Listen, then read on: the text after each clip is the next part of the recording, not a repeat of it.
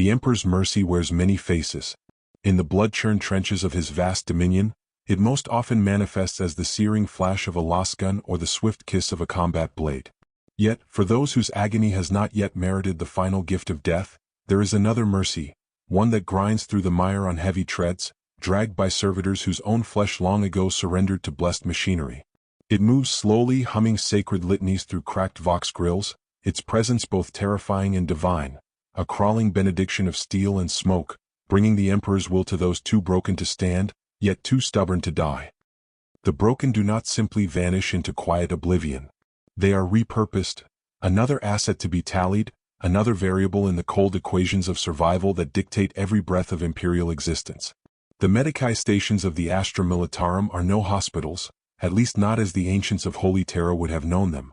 They are processing hubs, places of triage where agony is measured, categorized, and judged for its worth to the war effort. Here the question is not can this man be saved, but rather should he be?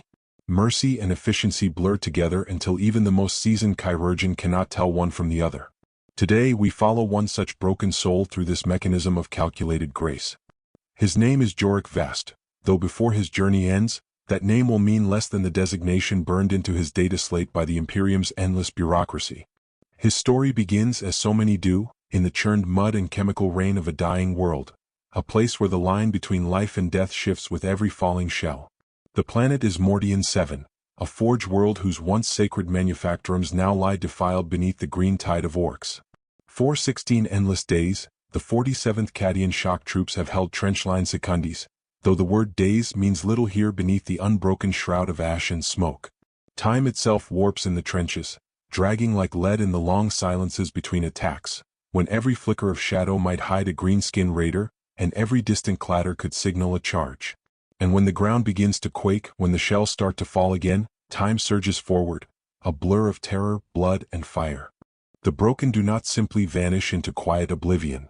They are repurposed, another asset to be tallied, another variable in the cold equations of survival that dictate every breath of Imperial existence. The medici stations of the Astra Militarum are no hospitals, at least not as the ancients of Holy Terra would have known them. They are processing hubs, places of triage where agony is measured, categorized, and judged for its worth to the war effort. Here the question is not can this man be saved, but rather should he be? Mercy and efficiency blur together until even the most seasoned chirurgeon cannot tell one from the other. Today we follow one such broken soul through this mechanism of calculated grace. His name is Jorek Vest, though before his journey ends, that name will mean less than the designation burned into his data slate by the Imperium's endless bureaucracy. His story begins, as so many do, in the churned mud and chemical rain of a dying world, a place where the line between life and death shifts with every falling shell. The planet is Mordian 7, a forge world whose once sacred manufactorums now lie defiled beneath the green tide of orcs. 416 endless days, the 47th Cadian shock troops have held trenchline secundis, though the word days means little here beneath the unbroken shroud of ash and smoke. Time itself warps in the trenches, dragging like lead in the long silences between attacks, when every flicker of shadow might hide a green-skinned raider, and every distant clatter could signal a charge. And when the ground begins to quake, when the shells start to fall again, time surges forward, a blur of terror, blood, and fire. With the growl of orc engines rumbling through the smoke and the horizon flaring with muzzle flashes, the air begins to tremble, alive with the shriek of incoming shells and the stench of burning propellant. Jorek Vest had been a good soldier. Not exceptional, not the sort of man whose deeds earned medals or commendations, but steady, dependable, and quietly competent. The kind of guardsman who held the line because someone had to, who kept his weapon clean, his uniform in order, and his fear buried deep enough to function. For 3 long years he had served with the 47th Cadian shock troops, surviving the urban hell of Vaxel Prime and the frozen slaughter fields of Icenia. He had learned to sleep standing up, to choke down rations that tasted faintly of recycled protein and ash, to kill without pause and to obey without thought. Those lessons had kept him alive through campaign after campaign, had earned him the trust of his squad mates and the rare nod of approval from his superiors. But competence is no shield against the whims of fate. In war, even the best-trained soldier is only a single shell away from oblivion. The attack comes at dawn, though on Mordian 7 dawn is merely the dim gray shift between darkness and deeper shadow.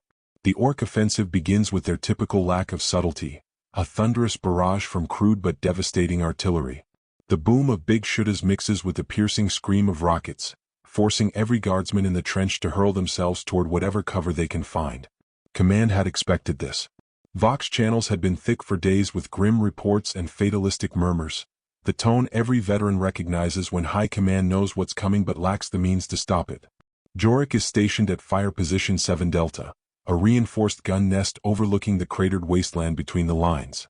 His LAS gun is freshly cleaned, the charge pack glowing a reddy green. Spare cells are stacked neatly by his side, and his rebreather dangles around his neck, all routine, all methodical, all pointless in the face of what's coming.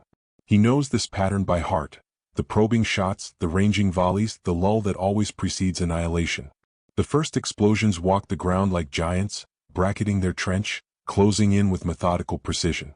Then the world erupts, a curtain of fire and shrapnel so intense it seems to unmake reality itself. Somewhere in the chaos, Jorik's thoughts drift, unbidden, to the Medikai station where his long healing had begun after a previous campaign. He remembers the steel tables, the harsh white light, the sound of cogitators ticking like mechanical hearts. He remembers how the tech priest spoke prayers over his ruined limbs as they grafted in augmetics, how they told him he was being reclaimed for service. At the time he'd accepted it, even been grateful. Flesh failed, metal endured. That was the creed. But as the ground shakes and the screams blend with the endless thunder, a new thought claws at the edges of his mind. What if his reconstruction hadn't been just about survival? What if the augmetics within him, the humming nodes beneath his skin, the strange pulse in his chest, served some purpose beyond mere function? And as the orc shells fall closer, that question begins to whisper louder than the war itself. The battlefield had become a living storm. The whine of shells overhead, the ground trembling beneath the weight of advancing orc machines, and the horizon blooming in bursts of gunfire, all merged into one endless roar. Jorik Vest had been through many sieges but nothing like this. His years of service had taught him endurance, not immunity. He was a good soldier, steady, disciplined, and forgettable in the way that made commanders trust him. He had fought through the ruined streets of Vaxel Prime, trudged through the frozen wastelands of Icenia, and survived horrors that had broken better men. But war cares little for experience. When the orc barrage began, it came not as a surprise but as confirmation of a grim certainty. Intelligence had warned of it, the massing greenskin horde, the guttural roars over intercepted Vox channels.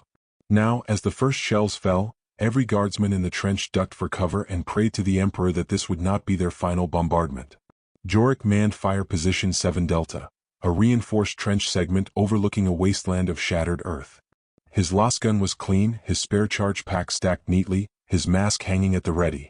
He had done this countless times before, waited, fired, survived. But this time the air itself seemed to hate them. The first shells were distant, feelers, walking toward their position with grim precision. Then came the real storm. The sky split open, earth and bodies hurled into the air. 23 minutes of pure annihilation, though it stretched in his mind to eternity. When it finally stopped, the silence was worse. The world rang like a struck bell. Then came the sound every Imperial soldier dreads, the bellowing war cries of the orcs. Deep, guttural, joyous. The growl of their engines followed, the thunder of crude treads grinding closer. Contact front. Someone screamed down the line. Through the drifting ash, Jorik saw movement, first shadows, then the jagged silhouettes of hundreds of charging orcs. Behind them, their rusted battle wagons belched black smoke and fire, an army of steel nightmares. He rose to firing stance. His LAS gun snapped to his shoulder. Squeeze, breathe, fire, repeat. The first orc dropped, its chest vaporized. The second stumbled under a grazing shot. The third charged on, roaring until another volley tore it apart. All along the trench, Imperial weapons opened up, LAS fire snapping like 1,000 whips, bolters barking in rhythmic fury. The ground disappeared beneath shell bursts and bodies. The orcs fell in droves, but still they came, driven by madness and bloodlust. Then the vehicles broke through, rusted monstrosities cobbled from looted wrecks and blind faith in orcish ingenuity. One in particular, a twisted mockery of a rhino, rolled forward belching flame and fury. The anti-tank team struck it again and again. Smoke poured from its engine, armor sloughed off in sheets, but it kept coming. The cannon mounted on its hull turned almost lazily toward Jorik's trench. He had a single heartbeat to comprehend what was happening. Then, impact. The explosion swallowed the world. Jorik felt himself lifted, thrown backward, crushed against cold steel. Sound vanished. All that remained was light and pain. His weapon was gone. His body refused to obey. When his vision returned, the trench was unrecognizable, a tangle of shattered men and molten earth. He tried to move, but agony pinned him in place. His left leg was mangled, white bone glinting through blood-soaked fabric. His left arm hung limp, useless. His ears rang with the aftershock of the blast. Around him the battle raged on, the shouting, the firing, the dying. But for Jorik Vest it was already over. In the space of one shell burst, he had crossed that invisible line every guardsman fears, from soldier to casualty, from weapon to burden. He was no longer part of the war. He was its harvest.